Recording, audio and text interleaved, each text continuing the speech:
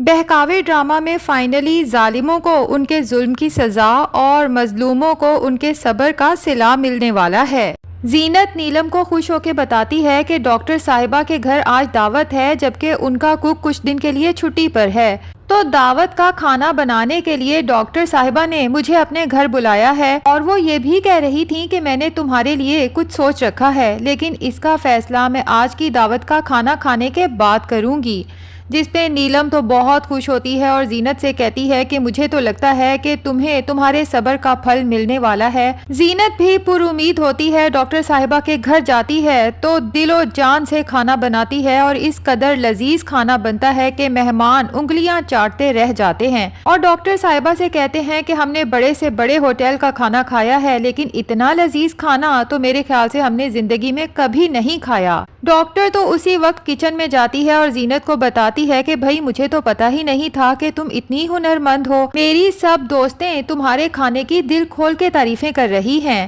زینت کی آنکھوں سے تو خوشی اور شکر کے آنسو ٹپک پڑتے ہیں، جبکہ ڈاکٹر صاحبہ کی ایک بہت ہی امیر دوست اسے کہتی ہے کہ جب تمہارا کک واپس آ جائے گا تو کیا تم اپنی یہ نئی کک مجھے دے سکتی ہو؟ اگر برا نہ مناؤ تو مجھے اس کا فون نمبر شیئر کر دو، جب وہ یہاں سے فری ہوگی تو میں خود ہی اس سے کانٹیکٹ کر لوں گی۔ تو ڈاکٹر صاحبہ کہتی ہیں کہ فون نمبر کی کیا ضرورت ہے، وہ ابھی یہیں پر موجود ہے، میں آپ کو اس سے ملوا دیتی ہوں۔ اور جب زینت مہمانوں کے سامنے آتی ہے تو سبھی مہمان اس کی سادگی اور معصومیت دیکھ کے اس سے اور بھی زیادہ متاثر ہو جاتے ہیں، اور دل کھول کے تعریف کرتے ہوئے کہتے ہیں کہ ہمیں تو لگا تھا کہ ڈاکٹر صاحبہ کی نئی کک کو صرف کھانا ہی اچھا بنانا آتا ہوگا، ہمیں یہ تو اندازہ ہی نہیں تھا کہ تم خود بھی اتنی پیاری ہوگی۔ اور پھر زینت سے کہتے ہیں کہ کھانا تو ہم نے کھا لیا، لیکن ہم چاہتے ہیں کہ چائے تم ہم سب کے ساتھ بیٹھ کے پیو۔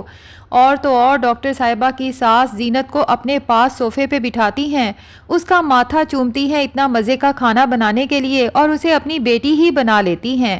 زینت کو تو یقین ہی نہیں آتا کہ اسے اتنا پیار، اتنی عزت مل رہی ہے، اور وہیں بیٹھے بیٹھے اسے فلیش بیکس ہوتے ہیں، اور زبیر کے گھر میں جو اس کی ذلت ہوتی تھی بار بار اسے یاد آتی ہے۔ اس سے تو کہیں زیادہ کھانا اور کہیں زیادہ کام وہ زبیر کے گھر میں کرتی تھی، لیکن مجال ہے کہ زبیر اور اس کی ماں بہنوں نے کبھی زینت کی ٹوٹے منہ سے بھی تعریف کی ہو۔ اور تو اور زبیر تو زینت کی شکل میں بھی 100 نقص نکالتا تھا کہ تمہاری منحوس شکل دیکھ کے جب دکان پہ جاتا ہوں تو میرا سارا دن بہت برا گزرتا ہے، بہتر یہ ہے کہ صبح صبح اپنی یہ شکل لے کے میرے سامنے نہ آیا کرو۔ اب زینت کے گھر جانے کا وقت ہوتا ہے تو ڈاکٹر صاحبہ کہتی ہیں کہ تمہیں رکشوں بسوں کے دھکے کھانے کی ضرورت نہیں، میں ڈرائیور سے کہتی ہوں وہ تمہیں واپس ڈراپ کر دے گا، اور زینت کو اس کے کام کا معاوضہ بھی دیتی ہیں۔ زینت تو بہت ہی خوشی خوشی جب گھر آتی ہے تو نیلم زینت سے کہتی ہے کہ میں نہ کہتی تھی کہ آپ کو آپ کے صبر کا پھل ملنے والا ہے۔ تو زینت نیلم کو بتاتی ہے کہ ڈاکٹر صاحبہ کی ایک دوست مجھے پرماننٹ اپنے گھر میں ایز اے کک رکھنا چاہتی ہیں، ثنا اور صبا بھی میرے ساتھ رہیں گی۔ مجھے تو بالکل یقین نہیں آ رہا کہ قسمت یوں یکدم پلٹا کھا سکتی ہے۔ اب میں اپنی بیٹیوں کو نہ صرف پڑھا سکتی ہوں بلکہ ان کی بہت اچھی پرورش بھی کر سکتی ہوں۔ اور پھر زینت نیلم سے پوچھتی ہے کہ آج تم ملک صاحب کے گھر ان کی بیٹی کو ٹیوشن پڑھانے کیوں نہیں گئی؟ تو نیلم کہتی ہے سمجھ ہی نہیں آ رہی کس منہ سے جاؤں، کل جو کچھ اسلم نے بکواس کی ہے ملک صاحب کے سامنے، مجھے لگتا ہے کہ اب وہ خود بھی مجھے اپنے گھر میں داخل ہونے نہیں دیں گے۔ جبکہ نیلم تو جانتی ہی نہیں کہ ملک صاحب کی بیٹی جو اب نیلم سے اتنی اٹیچڈ ہو چکی ہے، اس کے نہ آنے پہ اس نے پورا گھر سر پہ اٹھا لیا ہے۔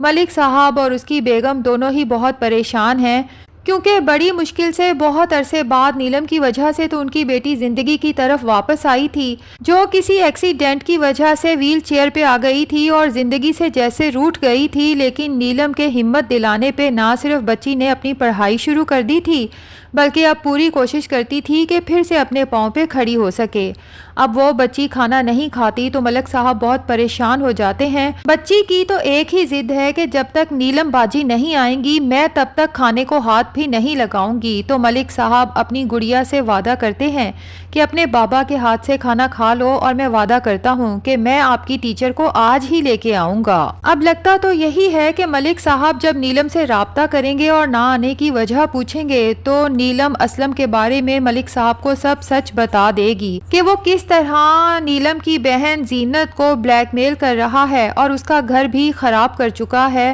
کیونکہ اس کی زینت پہ گندی نیت ہے۔ اب ملک صاحب ہی نیلم اور اس کے گھر والوں کی اس اسلم سے جان چھڑائیں گے، کیونکہ اسلم کو بلائیں گے اور سب محلے والوں کے سامنے اسے وارن کریں گے کہ آج کے بعد اگر تم نے یا محلے کے کسی بھی فرد نے اس گھر کی طرف گندی نظر سے دیکھا تو میں اسے پولیس کے حوالے کر دوں گا۔ یوں اسلم بھی تیر کی طرح سیدھا ہو جائے گا، جبکہ دوسری طرف ناظرین زبیر کے ساتھ تو بہت ہی برا ہونے والا ہے، بلکہ کہنا چاہیے کہ اچھا ہی ہونے والا ہے، کیونکہ وہ اسی قابل ہے، کیونکہ جب سے اسے ستارہ اور جہانگیر کے چکر کا پتہ چلا ہے اب وہ ستارہ پہ سختی کرنے لگا ہے۔ سب سے پہلے تو اس کا باہر سے کھانا پینا بند کرتا ہے اور پھر گھر سے کہیں آنا جانا بھی بند کر دیتا ہے اور ستارہ سے کہتا ہے کہ میں پیسے بہت محنت سے کماتا ہوں،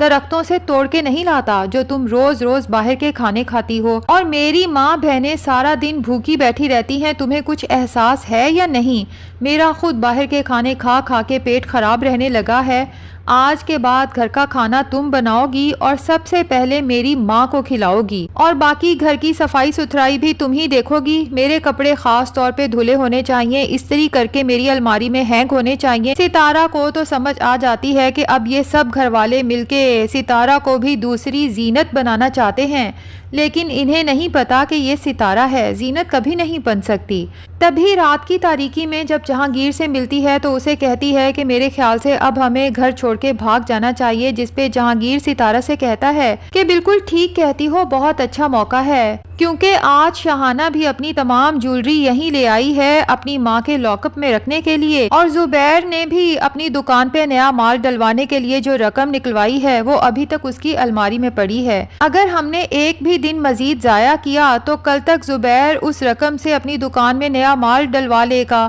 پھر ہمارے ہاتھ کچھ نہیں آئے گا۔ تو اب ستارہ اور جہانگیر مل کے سب گھر والوں کو رات کے کھانے میں اور دودھ میں نیند کی ٹیبلٹس ملا کے دے دیتے ہیں، اور اس کے بعد بڑے تحمل سے سارے گھر کا صفایا کرتے ہیں اور گھر سے فرار ہو جاتے ہیں، لیکن لگ یہ رہا ہے کہ جہانگیر نے ستارہ کو بھی صرف استعمال کیا ہے زبیر کی الماری سے پیسہ اٹھانے کے لیے، کیونکہ وہ اسے بھی چکمہ دے کے یہاں سے بھاگنے والا ہے، کیونکہ نیکسٹ ایپیسوڈ کے ٹیزر میں دکھایا گیا ہے کہ دونوں ریلوے اسٹیشن پر بیٹھے ہیں اور ستارہ جہانگیر سے کہتی ہے کہ مجھے تو بہت ڈر لگ رہا ہے، ہمیں جلد سے جلد شہر چھوڑنا ہوگا، لیکن سمجھ نہیں آتا کہ ریل آج اتنی لیٹ کیسے ہو گئی۔ جبکہ جہانگیر کن اکھیوں سے ستارہ کو دیکھتا ہے تو ہو سکتا ہے کہ اب وہ ستارہ سے کہے کہ تم یہیں بیٹھو، میں ذرا انفارمیشن ڈیسک سے ریل کی ٹائمنگ کنفرم کر کے آتا ہوں، اور ساتھ ہی یہ بھی کہے کہ میرے خیال سے یہ سارا قیمتی سامان مجھے اپنے ساتھ رکھنا چاہیے، کہیں ایسا نہ ہو کہ کوئی چور اچکا یہاں تمہیں اکیلے دیکھ کے سب لوٹ کے بھاگ جائے۔